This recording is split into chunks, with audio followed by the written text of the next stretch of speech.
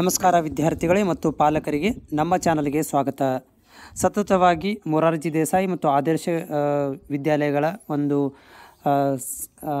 Counselling ಸುತ್ತುಗಳ ಬಗ್ಗೆ ಮಾಹಿತಿಯನ್ನು ನಾವು ಕಂಟಿನ್ಯೂಸ್ ಆಗಿ ಒದಗಿಸುತ್ತಾ ಬಂದಿದ್ದೇವೆ. ಈ ವರ್ಷದ ಅಂದರೆ 2024ನೇ ಸಾಲಿನಲ್ಲಿ ಅಡ್ಮಿಷನ್ ಪಡೆದುಕೊಳ್ಳಲು ಮಾಹಿತಿಯನ್ನು ಕೂಡ ನಾವು ಕಂಟಿನ್ಯೂಸ್ ಆಗಿ ನಿಮಗೆ ಒದಗಿಸ್ತಾ ಬಂದಿದ್ದೇವೆ. ಸೊ ಈ ಒಂದು ವಿಡಿಯೋದಲ್ಲಿ ನಾನು ಈ ಕೊನೆಯ ಸುತ್ತಿನ ಬಗ್ಗೆ ಮಾತನಾಡಲಿದ್ದೇನೆ. ಸೊ ನಾನು ನಿನ್ನೆ ಎಲ್ಲರಿಗೂ ನಿಮಗೆ ರಿಕ್ವೆಸ್ಟ್ ಮಾಡಿದ್ದೆ, ಎಲ್ಲರೂ ನೀವು ಕೆಇಗೆ ಕಾಲ್ ಮಾಡಿ ನಿಮ್ಮ ಒಂದು ಏನದು ಮನಸ್ಸಲ್ಲಿದೆ 4ನೇ ಸುತ್ತು ಆಗುತ್ತೋ ಇಲ್ಲೋ, ಅಥವಾ 4ನೇ ಸುತ್ತು ಅನ್ನೋದಕ್ಕಿಂತ ಅದಕ್ಕೆ ನಾವು ಕೊನೆಯ ಸುತ್ತಿನ ಅಂದರೆ ಸೀಟು ಉಳಿಕೆಯ ಕೌನ್ಸಿಲಿಂಗನ್ನು ಮಾಡ್ತಿರೋ ಇಲ್ಲ ಅಂತ ನೀವು ಡೈರೆಕ್ಟಾಗಿ ಕೇಳ್ಬೋದು. ಯಾಕಂದರೆ ನಾನು ಕೂಡ ಪ್ರಯತ್ನ ಮಾಡ್ತಾ ಇದ್ದೇನೆ, ಬಟ್ ಕಾಲ್ ನನಗೆ ಏನಾಗ್ತಾ ಇಲ್ಲ, ರಿಂಗ್ ಆಗುತ್ತೆ ಅಥವಾ ಬಿಸಿ ಬರುತ್ತೆ, ಎರಡರಲ್ಲಿ ಒಂದಾಗುತ್ತೆ, ಬಟ್ ರಿಸೀವ್ ಮಾಡ್ತಾ ಇಲ್ಲ ಅಂತ ಹೇಳಿದ್ದೆ. ಬಟ್ ಒಂದು ಅಭ್ಯರ್ಥಿಗಳು ಇಲ್ಲಿ ನನ್ನ ಒಂದು ಕಾಮೆಂಟ್ಸನ್ನು ಹಾಕಿದ್ದಾರೆ.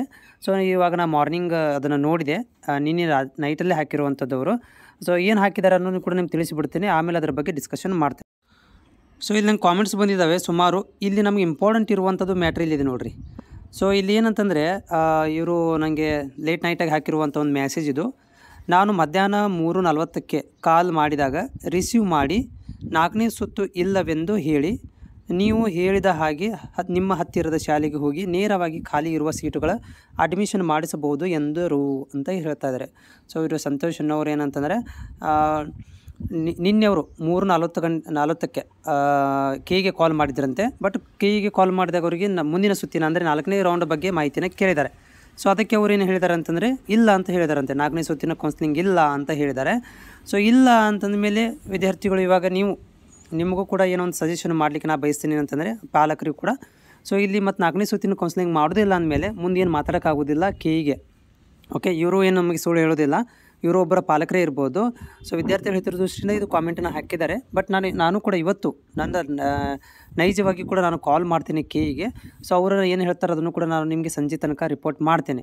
ಆದರೆ ಸೊ ಇಲ್ಲಿ ನೋಡಿರಿ 99.99% ಏನಪ್ಪ ಅಂತಂದರೆ ಒಂದು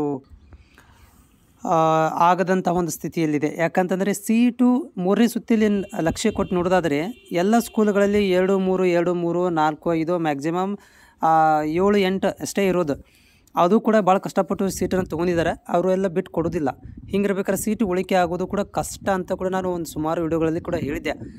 ಆದರೂ ಕೂಡ ನಿಮ್ಮ ಒಂದು ಪ್ರಯತ್ನ ಅಂದರೆ ಏನು ಲಕ್ ಬೈ ಚಾನ್ಸ್ ಹೇಳಕ್ಕೆ ಬರೋದಿಲ್ಲ, ಏನಾಗುತ್ತೆ ಅಂತೇಳಿ ಮುಂದಿನ ಪರಿಸ್ಥಿತಿ. ಸೊ ಆದರೂ ಕೂಡ ನೋಡಿರಿ ಅಂತ ಹೇಳಿದ್ದೆ. ಬಟ್ ಇದು 4ನೇ ಸುತ್ತು ಅಥವಾ ಕೊನೆ ಸುತ್ತು ಮಾಡೋದಿಲ್ಲ ಅಂತಂದಮೇಲೆ ಏನು ಮಾಡೋಕ್ಕಾಗೋದಿಲ್ಲ. ಇನ್ ಕೇಸ್ ಆಫ್ ಹಾಗೇನಾದ್ರೂ ಅಪ್ಡೇಟು ಕೂಡ ಆದರೆ ನಾನು ನಿಮಗೆ ರಿಪೋರ್ಟ್ ಮಾಡ್ತೇನೆ. ಬಟ್ ಇವತ್ತು ಈವ್ನಿಂಗ್ ಇನ್ನೊಂದು ನಾವು ವಿಡಿಯೋ ಮುಖಾಂತರ ನಿಮ್ಗೆ ಶೇರ್ ಮಾಡ್ತೀನಿ. ಅದು ಕೆಇಗೆ ಕಾಲ್ ನಾನೇ ಡೈರೆಕ್ಟಾಗಿ ಮಾತಾಡಿದೆ, ಯಾಕಂದರೆ ಇಲ್ಲಿ ಪಾಲಕರು ಕೂಡ ಮಾತಾಡಿದ್ದಾರೆ. ಇವರು 99% ನಿಜವೂ ಇದೆ ಅದು. ಬಟ್ ಇನ್ನೊಂದು ಸಲ 1% ನಾನು ಕೂಡ ಟ್ರೈ ಮಾಡ್ತೇನೆ. ಸೊ ಅದು ನಿಜ ಆಗಿದ್ದರೆ ಸೊ ನೀವು ಏನು ಮಾಡ್ಬೋದು ಅಂತಂದರೆ ಅಲ್ಲಿ ನಿಮ್ಮ ಹತ್ತಿರದ ಸ್ಕೂಲ್ಗಳಿಗೆ ಹೋಗಿ ವಿಸಿಟ್ ಮಾಡಿರಿ, ಅವ್ರೇನು ಹೇಳ್ತಾರೆ ಕೇಳ್ರಿ ಅಷ್ಟೇ. ಯಾಕಂದರೆ ರೂಲ್ಸ್ ಇಲ್ಲ, ಯಾಕಂದ್ರೆ ಅವ್ರಿಗೂ ಕೂಡ ಆರ್ಡ್ರ್ ಬಂದಿರೋಂಗಿಲ್ಲ. ನೀವು ಹೋಗಿ ಅಲ್ಲಿ ಕೌನ್ಸಿಲಿಂಗ್ ಮುಗಿದ್ರಿ, ಸೀಟ್ ಉಳಿದಿದ್ದು ತೊಗೊರಿ ಅಂತೇಳಿ ನೀವು ಆವಾಜ್ ಮಾಡೋಕ್ಕೂ ಬರೋದಿಲ್ಲ, ಯಾಕಂದರೆ ಅವ್ರಿಗೂ ಆರ್ಡ್ರ್ ಬರಬೇಕು.